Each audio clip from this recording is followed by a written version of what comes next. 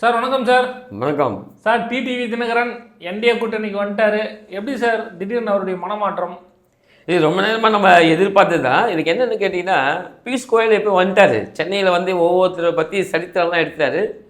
அப்போது இவரை பற்றியும் பேசியிருக்காரு. பேசி இது வரைக்கும் எடப்பாடி பழனிசாமிக்கும் அவருக்கும் எந்த ஒரு மாற்று கருத்தும் இல்லை. ரெண்டு பேரும் ஒருத்தர் தாக்கி பேசிக்கொள்ள. இப்போ ஓபிஎஸ் எடுத்திங்கன்னா ஓபிஎஸ் கேஸு போட்டார், அது போட்டார். நிறைய அந்த அதிமுக ஆட்சியை வந்து ரொம்ப கேவலப்படுத்தினார். ஆனால் இவர் அப்படி இல்லை. வந்தார், ஒரு கட்சியை தொடங்கினார், அப்படியே போயிட்டார். அதுக்கப்புறம் ஏதோ கொஞ்சம் இருந்தது, போயாச்சு. இப்போ பார்த்தீங்கன்னா இவர் திடீர்னு அங்கே தினகரனை வந்து வரவேற்கிறாரு, இபிஎஸ்.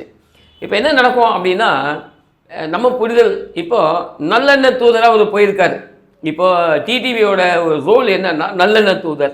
அப்போ எப்படி இப்போது ஓபிஎஸ்ஸை கொண்டு வரணும். இப்போ ஓபிஎஸ்ஸுக்கு டிடிவிக்கு நிறைய அண்டர்ஸ்டாண்டிங் இருக்குது. அப்புறம் அதே மாதிரி டிடிவியை பார்த்து பயப்படக்கூடிய ஒரு ஆள்னா ஓபிஎஸ் தான். ஸோ முதலமைச்சராக இருந்தால் கூட அவர் வந்து சில விஷயங்களை பார்ப்பார். ரெண்டு பேரும் ஒரே கம்யூனிட்டி, அவங்க தேவர், இவரும் தேவர் கம்யூனிட்டி. இப்போ என்ன வரும்னா, நம்ம தேவர் கம்யூனிட்டிலாம் ஒன்றா சேரணும் அப்படின்ற மாதிரி ஒரு நிலைப்பாடை கொண்டு போவார். அதனால் அவரும் வந்து இதில் சங்கமம் ஆவார் என்பது தான் என்னுடைய கருத்து. சார், இப்போ டிடிவி இங்கே வந்து இணைஞ்சிட்டார். இப்போ ஓபிஎஸோட ரோல் என்ன சார்? அவர் தனிமரமாக நின்றுட்டு இருக்கிற மாதிரி இருக்குது. தனிமரம் தான். அவர் நெஞ்ச மனோஜ் பாண்டியன் போயிட்டாரு, இன்றைக்கி வைத்தியலிங்கம் டிஎம்கே போயிட்டாரு. ஸோ இது மாதிரி இருக்கும்போது தனிமரமாக இருக்காரு. இனிமேல் ஒன்றும் இல்லை. ஓபிஎஸோட ஆப்ஷன் என்ன சார்? ஓபிஎஸோட ஆப்ஷன் கண்டிப்பாக வந்து டிடிவியை பின் தொடர்வார். அவருக்கு ஒன்றுமே இல்லை. இதுக்கு முன்னாடி கூட சொல்லியிருக்காரு, நீங்கள் டிடிவி நீங்கள் உங்கள் இதில் சேர்த்துக்கிறேன் நானும் ஒருவன்லாம் சொல்லியிருக்காரு இதுக்கு முன்னாடி.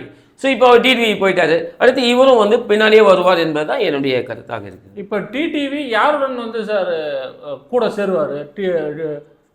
சார் இப்போ ஓபிஎஸ் யாருடன் வந்து கூட சேருவார் சார்? டிடிவி கூடவா இல்லை பிஜேபி கூடவா சார்? சரி, அது வந்து இப்போ என்னென்னா ஒன்றும் புரியாத இதுவாக இருக்குது. இப்போ சீட் ஷேரிங்லாம் போயின்னு இருக்கு. முதல்ல வாங்க, வந்துட்டு நம்ம மோடி நாளைக்கு வராரு, அவருடைய அந்த இதில் மீட்டிங்கில் எல்லாம் ஒவ்வொருத்தரும் கூட்டணி கட்சிகள்லாம் பண்ணுறாங்க அப்படின்ற மாதிரி தான் இருக்குது. தவிர சில இருக்குது, இவங்க கேட்குறது அவங்க எல்லாம் அந்த மாதிரி நிறைய விஷயங்கள் இருக்குது. எல்லா கட்சிகளும் இருக்கும். இன்னும் தேர்தல் நெருங்க அது கூடி பேசிடுவாங்க இதுதான். ஆனால் அவங்களுடைய முக்கியமானதுன்னா திமுக வரக்கூடாது. ஸோ அவர் தீய சக்தி வரக்கூடாது அப்படின்ற ஒரு இதில் தான் கொண்டு போகிறாங்க இந்த இது. சார், இப்போ என்டிஏ கூட்டணி வந்து பார்த்தோன்னா ஒன்று சேரலான்னு இருந்தாங்க. இப்போ வந்து வலுவான ஒரு கூட்டணியாக இருக்குது. அது எப்படி சார் பார்க்குறது?